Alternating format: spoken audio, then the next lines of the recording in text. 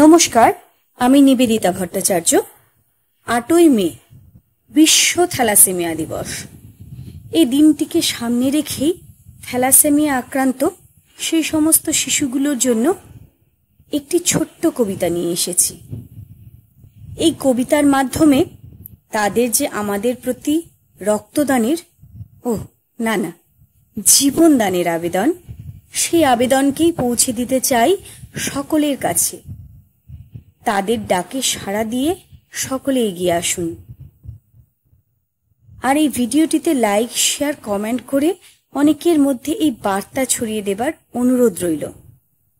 কবিতার নাম আমাদের আরতি। আমরা থ্যালাসেমিয়া আক্রান্ত, দুহাত বাড়িয়ে চাইছি শুধু এক ব্যাগ রক্ত।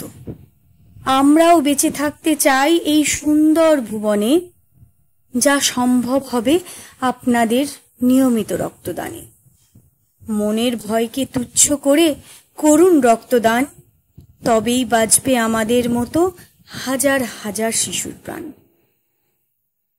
ধন্যবাদ। সকলে ভালো থাকবেন, সুস্থ থাকবেন।